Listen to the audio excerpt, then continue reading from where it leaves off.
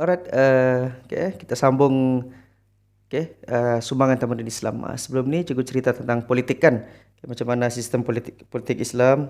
Nyamuk. Okay, sorry gangguan. Alright. Okay, itu macam mana sistem politik Islam. Okay, jadi sekarang macam mana pula sistem ekonomi Islam. Alright. Jadi uh, dalam Islam ni ekonominya kita pecah kepada berapa bahagian ni?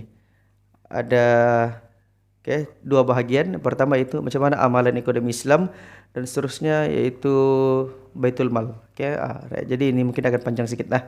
Lebih 5 minit. Jadi macam mana amalan dalam ekonomi Islam? Yang pertama iaitu Islam memperkenalkan sistem zakat dan wakaf. Yang pertama, apa itu zakat? Zakat ini ialah sejumlah bayaran yang dikenakan kepada orang Islam. Orang Islam kena bayar kepada kerajaan, pemerintah Islam pada masa itu. Zakat ni. Jadi zakat ini, duit zakat ini, harta zakat ini, zakatnya ada banyak jenis. Ada zakat fitrah. Zakat fitrah ini yang bulan Ramadan, semua umat Islam yang mampu kena bayar zakat fitrah. Ada jumlahnya yang tertentu. Ada zakat harta, zakat pendapatan. Jadi makin banyak kau punya harta, banyaklah kau serahkan kepada kerajaan. Dia punya peratus 25%. Jadi kita kena bayar zakat. Apa kepentingannya zakat ni? Zakat ni ialah duit zakat inilah yang digunakan untuk apa? Untuk menguruskan perbelanjaan kerajaan. Salah satu sumber pendapatan negara. Kalau dalam bahasa lain panggil apa? Cukai kan? Dalam Islam dipanggil zakat. Right? Ada jumlahnya tertentu. Dan ia adalah wajib. Dia dianggap sebagai ibadah, bukannya macam kau buat dia tidak dapat pahala. Dia adalah ibadah yang wajib. Berdosa kalau kau tidak jalankan tanggungjawab zakat ni. Alright, seterusnya itu sistem wakaf. Wakaf ni ialah harta yang kau serahkan kepada pemerintah untuk digunakan demi kepentingan semua orang. Contohlah, kau ada tanah, kau ada tanah 200 ekar. Jadi tanah ini kau serahkan kepada kerajaan, kerajaan boleh bina sekolah, bina masjid di situ. Itu maksudnya wakaf. Saya wakafkan tanah ini. Banyaklah harta wakaf, tidak mesti benda yang mahal-mahal, yang kecil-kecil pun wakafkan Al-Quran kan. Kita pergi masjid, kita beli Al-Quran banyak-banyak, kita sedekah, kita letak di masjid. Ini harta ini kita wakafkan. Digunakan untuk semua orang, untuk manfaat semua orang. Itu maksudnya wakaf, sistem wakaf. Jadi banyaklah orang yang banyak hartanya, dia wakafkanlah hartanya. Itu kelebihannya wakaf. Wakaf ni banyak pahalanya ni. Contohlah kita sedekah tanah. Lepas tu buat masjid. Selagi orang pakai tu masjid, selagi orang guna tu masjid, kan pahalanya tu sentiasa akan dapat kita. Walaupun kita sudah mati. Itu wakaf. And then Nabi Muhammad memperkenalkan sistem mata wang, dirham, emas dan perak untuk jalankan aktiviti ekonomi. Seterusnya mengadakan kutipan sistem cukai, bayaran yang dibentuk dalam bentuk wang lah. Jadi cukai ini dia ada, kalau orang Islam bayar zakat kan. Kalau yang bukan Islam dikenakan cukai. Dia ada 3 jenis. Pertama cukai tanah, iaitu al-kharaj. Ada cukai perlindungan, su'al jizyah, dan cukai diri, jizyah al-ru'us. Dan cukai perdagangan, al-ursh.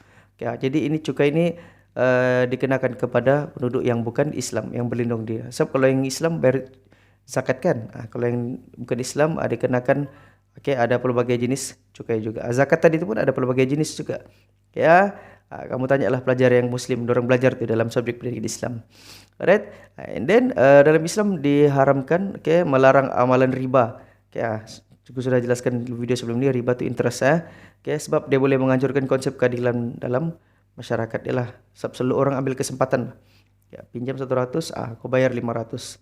Macam along-along tu selalu begitu kan. Begitulah. Untuk elakkan begitu sebenarnya. Right? Menegah penindasan, penipuan, mengurangkan timbangan. Kalau dalam Islam kan, kau berniaga, kau kurangkan timbangan, kau menipu timbangan, sama macam kau sudah register nama kau masuk neraka.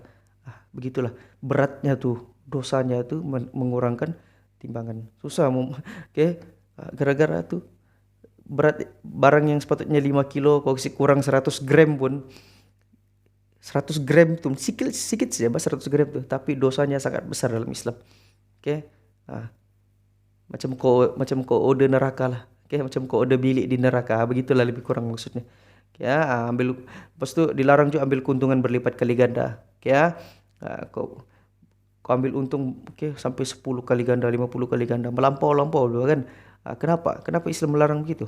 Sebab ia akan menyebabkan inflasi. Inflasi itu apa? Kenaikan harga barang secara berterusan. Okey. Barang yang sepatutnya RM1 kau jual RM5. Nanti orang beli lagi dijual balik jadi RM10. Jadi benda yang patutnya murah gara-gara sifat tamak yang begitu menyebabkan harga barang semua naik. Jadi makin mahal. Jadi kesan buruk kepada ekonomi negara kan. Sebab itu dilarang ambil ni. Selalunya orang kan untungan biasa kan kalau kedai runcit sen-sen saya berapa ratus ya kan. Paling banyak pun sekali ganda kan, 2 kali ganda. Begitu sajalah. Okay, tapi kalau sampai 10 kali ganda keuntungan itu lampau sudah tu kan. Alright, lepas tu orang Islam dilarang menghasilkan produk yang tidak bermutu, yang produk-produk yang bilang orang sampah-sampah ya ini tidak berguna, dilarang. Semua produk tu mesti berguna, bermanfaat dan berkualiti tinggi. Ya. And then dalam Islam orang Islam tidak dilarang untuk mengumpul harta sebanyak-banyak. Tidak. Kau kumpul harta, lagi kau kaya lagi bagus. Tapi dengan syarat jangan lupa bayar zakat. Kalau yang non muslim bayar jizyah. Kan kharaj, cukai tanah kan apa semuanya kan. Jadi itu penting kita untuk jaga kebajikan masyarakat. Supaya dan duit zakat dan jizyah itu digunakan oleh kerajaan untuk membantu orang yang miskin, orang yang susah. Itu sebenarnya tujuannya juga. Right? Contohnya macam zakat fitrah. Zakat fitrah itu bayar bulan Ramadan. Semua umat Islam yang mampu bayarlah. Jadi contoh kalau macam di Sabah kan satu orang RM7. Bayangkan kalau di Sabah ada 1 juta orang Islam yang bayar zakat fitrah. Jadi 1 juta darab 7 sudah 7 juta. 7 juta tu digunakan oleh siapa?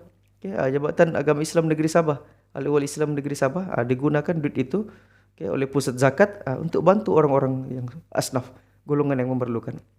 Anak yatim, ibu tunggal, mualaf, orang-orang susah.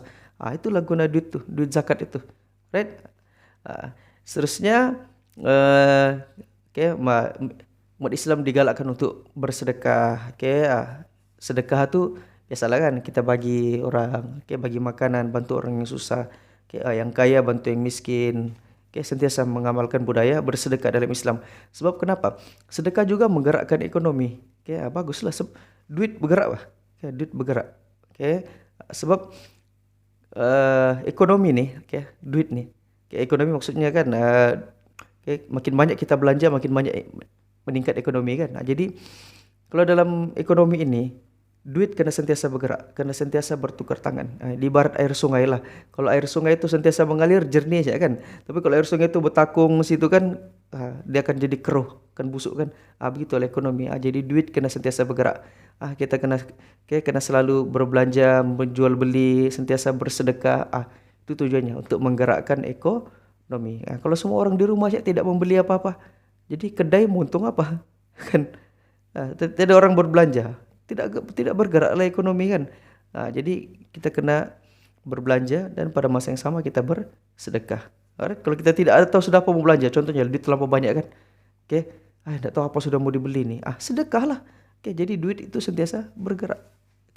Itulah amalan dalam ekonomi Islam. Alright. Banyak pula nyamuk nih. Seterusnya institusi Baitul Mal. Baitul Mal. Baitul Mal ni boleh dikatakan macam Menteri Kewangan lah. Kementerian Kewangan bagi negara kita. Tujuannya apa? Menguruskan kewangan negara. Ini sejak zaman Nabi Muhammad lagi sudah diwujudkan dan diteruskan sampailah sekarang. Alright. Jadi kalau di Malaysia sekarang kita ada Kementerian Kewangan kan. Kita ada juga Baitul Mal. Baitul Mal diuruskan oleh Jabatan Agama Islam Negeri masing-masing. Asing lah. Duit Baitul Mal ni untuk yang duit orang Islam daripada zakat tu. Sebab kita Malaysia ni walaupun negara Islam, kita tidak amalkan ekonomi Islam 100%.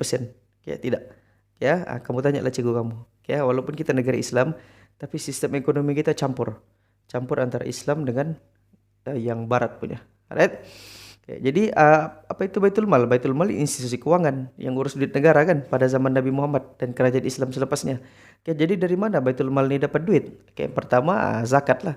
Zakat fitrah, zakat harta, zakat ternakan, pertanian, zakat emas, zakat perak. Orang yang banyak emas pun dikenakan zakat Ya, kau kena bayar ikut jumlah tertentu.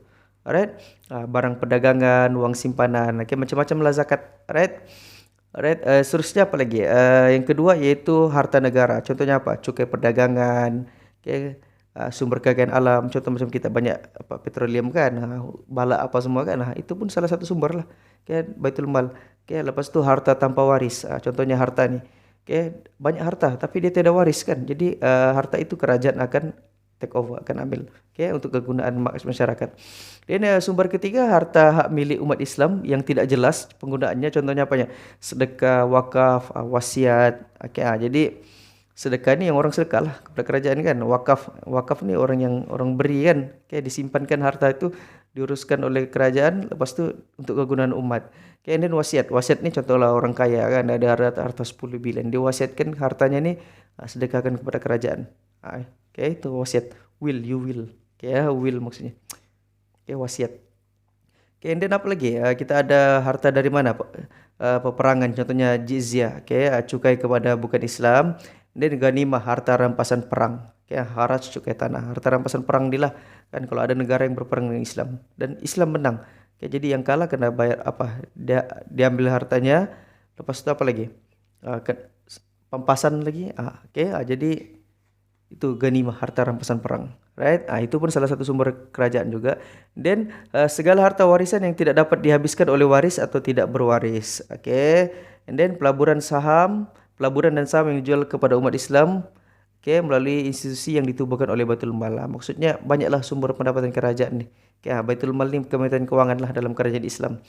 Okay. And then apa lagi kerajaan Islam buat? Okay, dari segi ekonomi, buat lebih banyak gedung-gedung perniagaan, buat banyak pasar, tujuannya supaya apa? Untuk menggerakkan ekonomi dan menyediakan kemudahan-kemudahan asas untuk membantu menggerakkan ekonomi. Contoh kalau untuk pertanian, buka lebih banyak empangan, tali air, bina jambatan banyak-banyak untuk menggalakkan orang bertani, menggalakkan juga orang berdagang.